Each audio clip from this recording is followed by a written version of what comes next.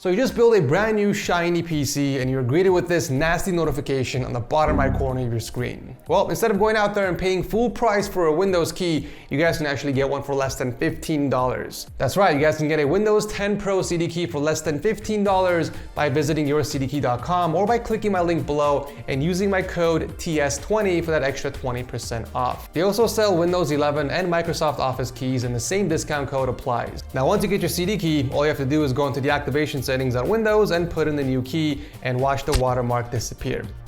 I can't believe I'm making this video, you guys. It feels like a dream standing next to this thing. 4 months, you guys, 4 freaking months since I started this project. I have learned so much from doing this build. I made a lot of mistakes, but above all, this has taught me patience. So let's go over the build real quick for those who are just tuning in and have no idea what they're even looking at. All right, let me introduce you to BigRedV4, my beautiful ultimate dream gaming PC. So most of the specs are the same. I did stick to the 12900K processor, 64 gigs of DDR5 running at 5600 megahertz, and the NVIDIA RTX 3080 Ti Founders Edition. Now I know what some of you guys are thinking. An RTX 3080 Ti in Big Red? That's such a peasant card compared to the RTX 3090 Ti, which is what should have been in this build. But if you guys have been watching the videos, specifically the unboxing video, then you already know the reason why I stuck to the 3080 Ti. I got the card literally 2 weeks after I finished all the tube runs. I also custom painted the 850 watt power supply and already ordered the custom cables for it. So I did not feel like redoing half the build just for a new GPU.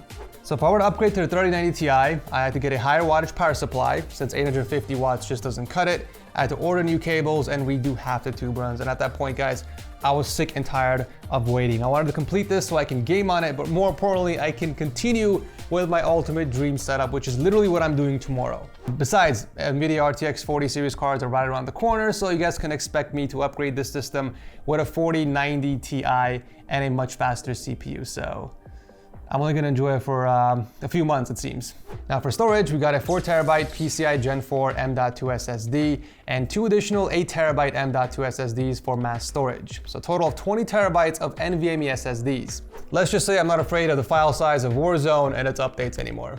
I'm also switching over to Windows 11 for the first time, you guys. I do love the new look and the features that it comes with. I feel like it fits my style a lot more. Plus, it's a new build, so I thought we can try something new. I'm kind of getting tired of Windows 10 anyways. Another thing that postponed this build for so many months were the gaskets for the digital plates that I ordered from Mars. If you guys remember part 1, the original digital plate gaskets were in black, and I thought that would kind of interfere or mess with the all-white theme, so I thought it'd be a great idea to take those apart and replace the black gasket with a white one. And honestly, looking at it now that the build is done, it looks so much better compared to before. Was it worth the 2 months of waiting? Definitely not, but at least I know now to order the correct size for future water-cooled builds. Corey from Designs by FR was kind enough to make me a custom I/O cover with my TS logo. I'm going to attach this to the board after I mount it on my wall, and this will help cover all the cables coming out from behind the motherboard. And finally, I did decide to swap the clear side panel with a smoked one because it looked so much nicer and it helps to fuse all the RGB lighting. Oh, another thing I almost forgot. To turn the PC on, there's a small power button underneath the power supply. Well, once I mount the PC against the wall, it's gonna be very difficult to reach that power button. So what I'm gonna do is I'm gonna attach a switch bot underneath there, and I can actually turn the PC on with my voice. I'm gonna hook up the switch bot to Amazon Alexa. So when I walk into my office, all I have to do is say, hey Alexa, turn on Big Red, and my PC will turn on. It's gonna be pretty cool. All right, let's talk about thermals and overclocking for those who are interested. Now, I didn't get much time to mess around with the CPU overclocking. I was aiming for 5.5 gigahertz at 1.3 volts, but it's very unstable using certain applications. But for the sake of completing this build so I can work on my setup, I'm putting the CPU overclocking on hold. It's not that important to me, but I did overclock the graphics card instead, which is way more important for gaming anyways. I was able to add 210 megahertz on the core clock and a nice 500 megahertz on the memory, which gave me some nice FPS gains.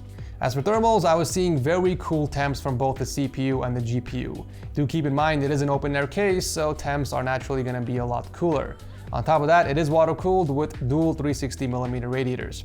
So starting with idle temps, the CPU clocked at a max temp of 33 degrees Celsius, while the GPU stayed at a constant 27 degrees Celsius. It pretty much flatlined at 27, as you can tell by the graph.